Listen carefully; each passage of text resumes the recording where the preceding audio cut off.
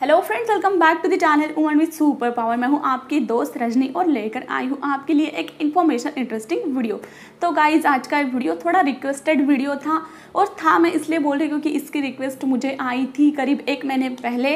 तो मुझे तो लगता है कि जिन्होंने रिक्वेस्ट की थी उनकी तो डिलीवरी हो भी चुकी होगी, क्योंकि 1 महीने से मैं अपने ब्लॉग चैनल पर थोड़ा ज़्यादा फोकस कर रही थी, वहाँ पर थोड़ी एक्टिव थी, तो मैं यहाँ पर वीडियोज़ लेकर नहीं आ पाई। लेकिन मेरी एक आदत है, मुझे जिन वीडियोज़ के लिए कॉमेंट्स मुझे आती है, रिक्वेस्ट मुझे आती है, मैं उन्हें नोट डाउन करके रखती हूँ। तो उस नोट डाउन किए हुए लिस्ट में ये सबसे पहले नंबर पे टॉपिक था, तो मैंने सोचा चलो उनके लिए ना सही किसी और के लिए हेल्पफुल हो जाएगा। तो लेकर आई हूँ मैं आज का टॉपिक। तो ज़्यादा बकबक ना करते हुए टॉपिक पे चलते हैं, क्योंकि बाद में आप में से ही कुछ मुझे कमेंट करते हैं कि टॉपिक पे जल्दी आया करो, ज़्यादा बकबक ना किया करो। तो चलो, लेकिन उससे पहले एक चीज़ मैं आपको याद करा दूँ कि प्लीज़ अगर आपको मेरा वीडियो थोड़ा भी अच्छा लगे तो वीडियो को एक लाइक ज़रूर कर देना, क्योंकि आपका एक लाइक मेरे लिए बहुत ज़्यादा मायने रखता है, मुझे बहुत ज़्यादा मोटिवेशन इससे मिलती है। तो प्लीज़ वीडियो को लाइक कर देना, और अगर आपने हमारे चैनल को अभी तक सब्सक्राइब नहीं किया है तो चैनल को भी सब्सक्राइब कर देना, साथ में दिए गए बेल आइकन पर भी प्रेस कर देना ताकि आपको मेरे न्यू वीडियोस की नोटिफिकेशन मिल सके। तो चलिए चलते हैं टॉपिक पे। तो शॉर्ट में कह दूँ तो आज के इस वीडियो में मैं आपको बताने वाली हूँ नॉर्मल डिलीवरी के लिए 11 टिप्स, उसके बाद नॉर्मल डिलीवरी के संभावनाओं को बढ़ाने वाले कारक, नॉर्मल डिलीवरी के संकेत और लक्षण, नॉर्मल डिलीवरी में कौन कौन से स्टेप्स आते हैं, नॉर्मल डिलीवरी में आपको क्या क्या व्यायाम करना चाहिए, योगासन के लिए कुछ टिप्स, एक्सरसाइज सारी चीज़ों के लिए आपको किस तरह से करनी चाहिए उनके लिए कुछ टिप्स मैं आपको दूंगी। पेरिनियल एक्सरसाइज आपको कब से स्टार्ट करनी चाहिए वो भी मैं आपको बताऊंगी, और उससे बाद सबसे अहम सबसे महत्वपूर्ण चीज़ कि आपको नॉर्मल डिलीवरी ही क्यों चुननी चाहिए, इसके बारे में भी मैं आपको डिटेल में इंफॉर्मेशन दूंगी। और इसके अलावा भी अगर आपके मन में कोई भी सवाल बचता है तो आप मुझे इस वीडियो के कमेंट बॉक्स में कमेंट करके ज़रूर पूछ सकती है, क्योंकि इसके बाद हमारा नेक्स्ट वीडियो भी इसी टॉपिक पर होगा, नॉर्मल डिलीवरी से रिलेटेड सवाल। तो क्योंकि ये सारी इन्फॉर्मेशन देने के बाद भी मुझे लगता है कि कुछ सवाल ऐसे हैं जिन पर मुझे प्रॉपर आंसर करना चाहिए। तो अगर आपके कोई भी सवाल है, कोई भी क्यूरी है, तो आप मुझे कमेंट बॉक्स में ज़रूर कमेंट कर सकती हैं। तो इसमें सबसे पहली बेसिक चीज़ हम देखेंगे नॉर्मल डिलीवरी क्या है। तो जब कोई भी महिला प्रेग्नेंट होती है तो उसके मन में सबसे पहला सवाल आता है कि उसकी डिलीवरी नॉर्मल होगी या सिजेरियन होगी। नॉर्मली डॉक्टर भी नॉर्मल डिलीवरी को ही सजेस्ट करते हैं, लेकिन अगर बच्चे या माँ को किसी शारीरिक तरह से कोई प्रॉब्लम हो तो सिजेरियन डिलीवरी का डिसीजन लिया जाता है। तो नॉर्मल डिलीवरी बेसिकली क्या होती है, तो जब बच्चा माँ के योनि मार्ग से बाहर प्राकृतिक तरीके से बाहर निकलता है, जन्म लेता है, तो उसे नॉर्मल डिलीवरी कहा जाता है। और इसके बाद भी डिलीवरी के और भी कुछ प्रकार है, तो इससे रिलेटेड हमारा एक डेडिकेटेड वीडियो है प्रसव के प्रकार, तो उसमें आप देख सकते हैं कितने तरह से बच्चा जन्म ले सकता है। और दूसरी चीज़ हम देखेंगे नॉर्मल डिलीवरी की संभावनाओं को बढ़ाने वाले कारक, मतलब किस कंडीशन में नॉर्मल डिलीवरी के चांसेस बहुत ज़्यादा होते हैं। तो इसमें सबसे पहली चीज़ तो ये आती है कि अगर आपकी पहली डिलीवरी नॉर्मल तरीके से हुई हो तो आपकी दूसरी डिलीवरी भी नॉर्मल तरीके से हो सकती है, या फिर आपको नॉर्मल तरीके से योनिस्राव नेचुरली स्टार्ट हुआ हो लेकिन बाद में आपकी सिजरिन हो चुकी हो, तो ऐसे में भी आपके नॉर्मल डिलीवरी के चांसेस होते हैं। और उसके बाद अगर आपका ब्लड प्रेशर, आपका ब्लड शुगर या आप में हीमोग्लोबिन सही मात्रा में हो पूरे प्रेगनेंसी के दौरान, तो भी आपके नॉर्मल डिलीवरी के चांसेस बहुत ज़्यादा होते हैं। और उसके बाद अगर गर्भवती महिला को किसी तरह की शारीरिक बीमारी ना हो, जैसे अस्थमा टाइप की ना हो, तो भी चांसेस होते हैं। उसके बाद अगर आपका वजन सामान्य है, जितना प्रेगनेंसी के हिसाब से आपको चाहिए उतना अगर आपका नॉर्मल वेट है, तो आपकी नॉर्मल डिलीवरी हो सकती है। या फिर पूरे प्रेगनेंसी के दौरान आप एक शारीरिक रूप से सक्रिय है, तो आपके नॉर्मल डिलीवरी के चांसेस बहुत ज़्यादा होते हैं। या फिर पूरे प्रेगनेंसी के दौरान आपको किसी भी तरह की गंभीर स्वास्थ्य समस्या उत्पन्न नहीं हुई हो, तो ऐसे में भी आपके नॉर्मल डिलीवरी के चांसेस बहुत ज़्यादा होते हैं। लेकिन यहाँ पे एक चीज़ मैं कहना चाहूँगी, इसकी गारंटी नहीं है कि इन कंडीशन में आपकी नॉर्मल डिलीवरी ही होगी, हो सकता है ना भी हो। तो ये सिर्फ संभावनाओं को बढ़ाती है, ना कि गारंटी मैं देती हूँ। तीसरी चीज़ हम देखेंगे नॉर्मल डिलीवरी के संकेत और लक्षण। तो जी हाँ, कुछ खास ऐसे लक्षण होते हैं जिनके आधार पर आप अंदाज़ा लगा सकते हैं कि आपकी नॉर्मल डिलीवरी होने वाली है। तो ये लक्षण आपके डिलीवरी के 4-5 सप्ताह पहले स्टार्ट होते हैं, आप इन्हें महसूस कर सकती है। तो ये क्या क्या लक्षण होते हैं ये मैं आपको बताऊंगी। तो इसमें सबसे पहला आता है कि 30 से 34 सप्ताह के बीच अगर भ्रूण का सिर नीचे की ओर आता है, तो ऐसे में नॉर्मल डिलीवरी के चांसेस बढ़ जाते हैं। ये आप अल्ट्रासाउंड में भी देख सकते हैं। 8वें महीने के करीब या 8वां महीना होते होते अगर बच्चे का सिर नीचे की ओर आता है तो आपको नॉर्मल डिलीवरी के चांसेस होते हैं। और दूसरा संकेत, बच्चे का सिर नीचे योनि की ओर आता है तो ये योनि पर दबाव डालता है तो महिला को बार बार पेशाब आने लगती है, तो ये भी नॉर्मल डिलीवरी का एक संकेत हो सकता है। और उसके बाद दूसरी चीज़, बच्चे का सिर नीचे आने की वजह से महिला को हिलने डुलने में थोड़ी परेशानी सी महसूस हो सकती है, या फिर दोनों पैरों के बीच जैसे बच्चा निकलने वाला है, इस टाइप की फीलिंग जो प्रेग्नेंट महिला है वही फील कर सकती है। तो ऐसी फीलिंग जब आती है तो भी ये नॉर्मल डिलीवरी के संकेत होते हैं। और उसके बाद चौथा संकेत आपको मिल सकता है, आपकी डिलीवरी पास आते आते आपके गुद्देद्वार की मांसपेशियों पर दबाव पड़ने के कारण आपको पतले मल की समस्या निर्माण हो सकती है। तो ये भी आपको एक संकेत होता है आपकी नॉर्मल डिलीवरी होने का। और अब हम देखेंगे normal delivery step by step कैसे होती है। तो नॉर्मल डिलीवरी को 3 चरणों में बांटा गया है। उसमें सबसे पहला चरण जो है उसमें भी 3 स्टेप आते हैं। उसमें सबसे पहली स्टेप आती है लेटेंट प्रक्रिया। तो लेटेंट प्रक्रिया में आपकी गर्भाशय ग्रीवा 3 सेंटीमीटर तक खुलती है, लास्ट स्टेप तक 3 सेंटीमीटर तक खुलती है। तो ये जो स्टेप है ये आपकी 8 दिन पहले से भी स्टार्ट हो सकती है या फिर डिलीवरी के कुछ घंटों पहले से भी स्टार्ट हो सकती है। इससे रिलेटेड मेरा एक बहुत बड़ा एक्सपीरियंस है। तो इसमें आपको क्या करना चाहिए, तो आपको अकेले बिल्कुल नहीं रहना चाहिए, खुद का ध्यान आपको रखना चाहिए, आपको थोड़े थोड़े बीच बीच में टहलना भी चाहिए और थकान महसूस हो तो आपको आराम भी करना चाहिए। उसके बाद इसमें दूसरी स्टेप आती है एक्टिव प्रक्रिया। तो इसमें आपकी गर्भाशय ग्रीवा 3 से 7 सेंटीमीटर तक खुल सकती है, लेकिन इसमें एक चीज़ और बढ़ती है कि आपको तेज दर्द आना स्टार्ट हो जाता है, लेकिन ये दर्द लंबे लंबे समय के बाद आते हैं। तो इसमें आपको करना है कि आपको सांसों की एक्सरसाइज करनी है या फिर किसी से आपको कंधों की मालिश करवानी है।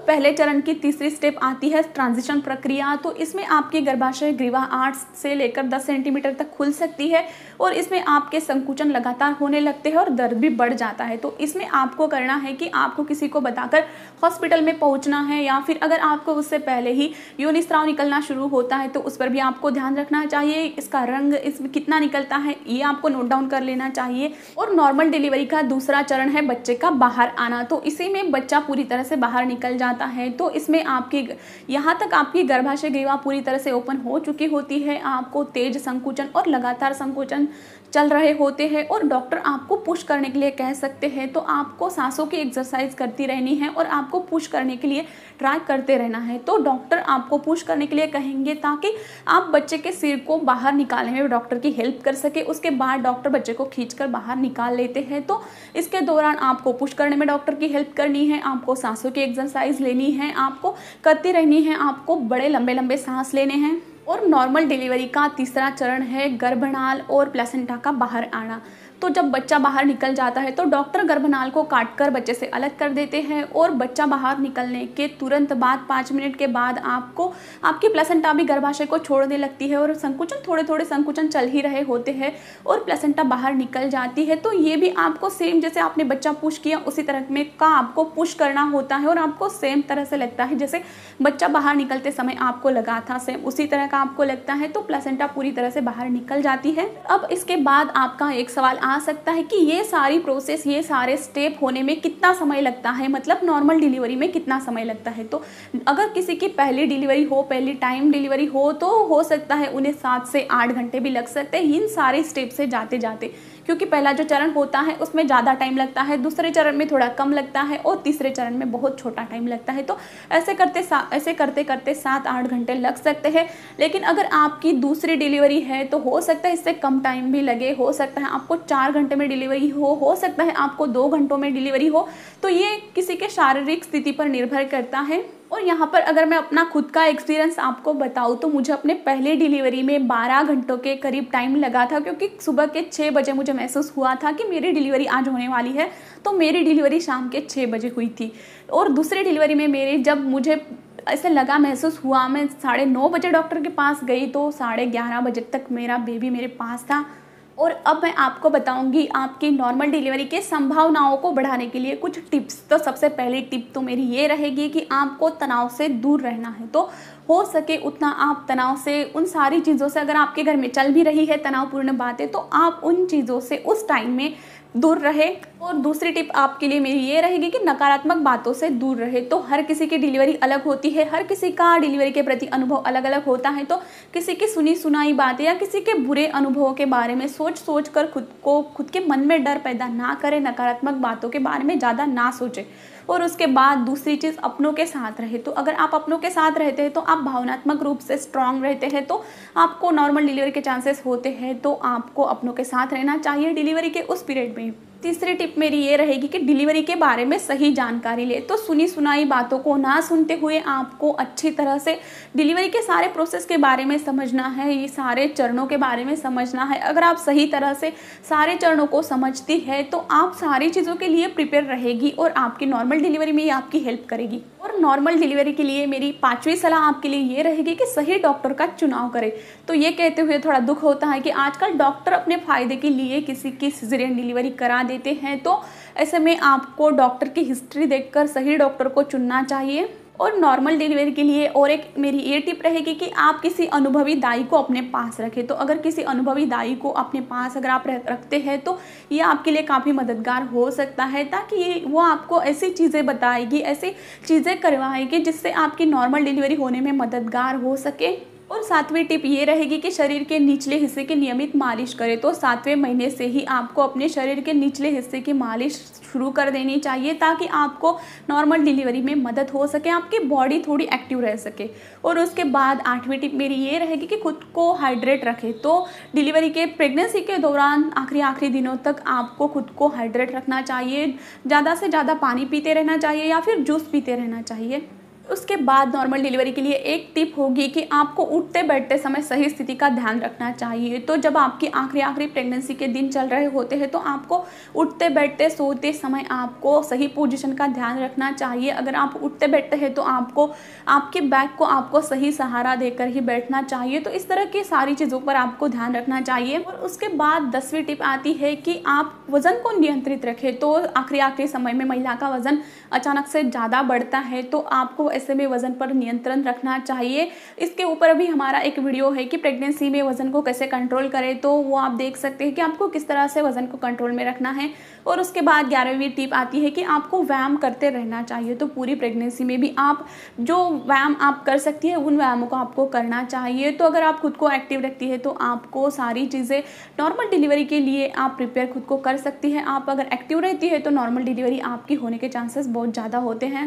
अब हम देखेंगे नॉर्मल डिलीवरी में क्या करना चाहिए और क्या नहीं करना चाहिए। तो हम देखते हैं कि प्रेगनेंसी में बहुत सी ऐसी चीज़ें होती है जो गर्भवती महिला को नहीं करनी चाहिए, क्योंकि इससे महिला के साथ साथ होने वाले बच्चे के सेहत पर भी असर पड़ता है। तो कुछ चीज़ें ऐसे होती है जो गर्भवती महिला को नहीं करनी चाहिए। तो इसमें बहुत सारी ऐसी चीज़ें आती है, जैसे खान पान से रिलेटेड क्या कुछ खाना चाहिए, क्या कुछ नहीं खाना चाहिए, या एक्सरसाइज से रिलेटेड क्या कुछ एक्सरसाइज करनी चाहिए या क्या नहीं करनी चाहिए, इससे रिलेटेड। तो सबसे पहले हम खान पान से रिलेटेड चीज़ें देखेंगे कि क्या आपको खाना चाहिए और क्या नहीं खाना चाहिए।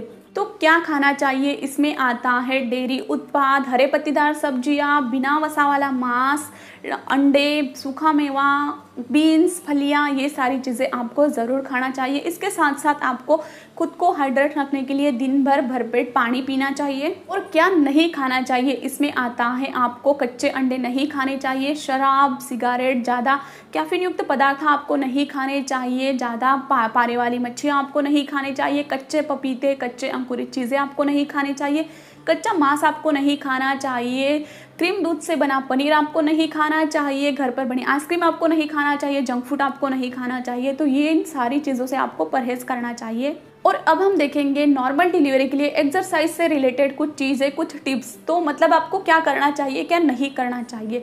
तो अगर गर्भवती महिला को शारीरिक रूप से कोई परेशानी नहीं है तो वो हल्की हल्की हर एक्सरसाइज कर सकती है। तो क्या वो कर सकती है, तो वो साइकिलिंग कर सकती है, सुबह शाम सैर कर सकती है, स्विमिंग कर सकती है, हल्की हल्की वॉकिंग वो कर सकती है। तो और क्लासेस भी आप जो प्रेग्नेंट महिलाओं के लिए एक्सरसाइज के क्लासेस होते हैं वो आप कर सकते हैं।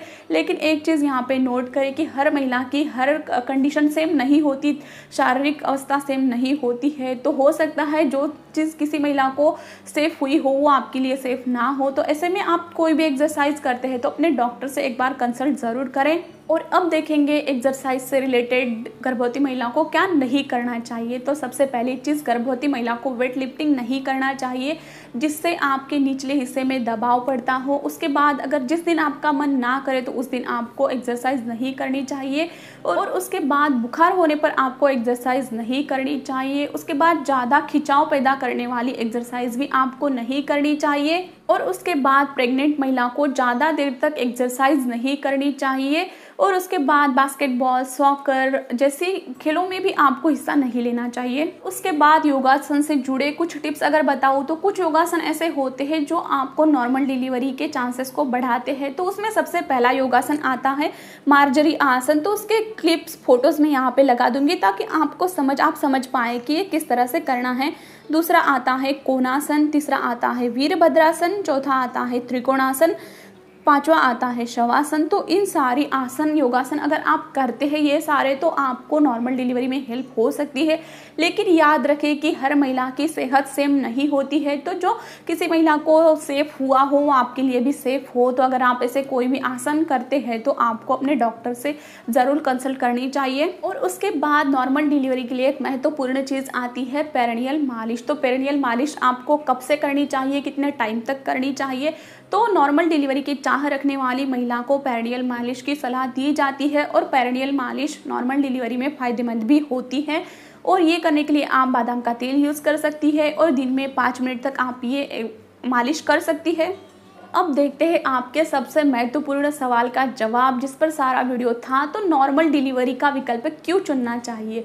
तो जैसे कि हम देखते हैं नॉर्मल डिलीवरी और सिजेरियन डिलीवरी आमतौर पर आजकल तो बहुत सी महिलाएं दर्द को ना सहने के लिए सिजेरियन डिलीवरी को चुनती है, लेकिन ये सही नहीं है। नॉर्मल डिलीवरी ही एक नेचुरल डिलीवरी होती है, इसी को आपको चुनना चाहिए। इसके अपने आप में बहुत सारे फ़ायदे होते हैं। जो फ़ायदे हम नॉर्मली देख सकते हैं उसमें तो आता है कि महिला बहुत जल्दी कवर हो जाती है। बच्चे के जन्म के तुरंत बाद महिला बच्चे को स्तनपान करा सकती है। और सिजेरियन डिलीवरी के तुलना में नॉर्मल डिलीवरी में महिला जल्दी कवर तो होती ही है, वो सारी चिड़फाड़, वो सारा दर्द भी महिला को सहने की ज़रूरत नहीं होती है। और उसके बाद भी पूरे जन्म भर कहते हैं कि सिजेरियन डिलीवरी वाली महिलाओं का शरीर एक अलग ही बन जाता है। उनको पीठ में दर्द, बहुत सी समस्याएं देखने को मिलती है। आपके आसपास भी अगर कोई महिला है तो आप समझ सकते हैं, जान सकते हैं कि क्या कुछ दर्द, क्या कुछ प्रॉब्लम्स उन्हें होती है। और नॉर्मल डिलीवरी बच्चे के लिए भी बहुत ज़्यादा फायदेमंद होती है, जिससे जन्म के तुरंत बाद बच्चे को माँ का दूध मिलता है, जिससे पीलिया से वो दूर रहता है, पीलिया का खतरा कम होता है। सो गाइज आज के इस वीडियो में बस इतना ही। आई होप आपको वीडियो अच्छा लगा हो। अगर अच्छा लगा तो वीडियो को लाइक ज़रूर कर देना। आपका एक लाइक मेरे लिए बहुत ज़्यादा मायने होता है। तो आई होप आपको इन्फॉर्मेशन अच्छी लगी हो। चैनल को अभी तक सब्सक्राइब नहीं किया है तो चैनल को भी सब्सक्राइब कर देना, साथ में दिए गए बेल आइकन पर भी प्रेस कर देना। तो चलिए मिलते हैं नेक्स्ट वीडियो में, तब तक के लिए टेक केयर, बाय बाय।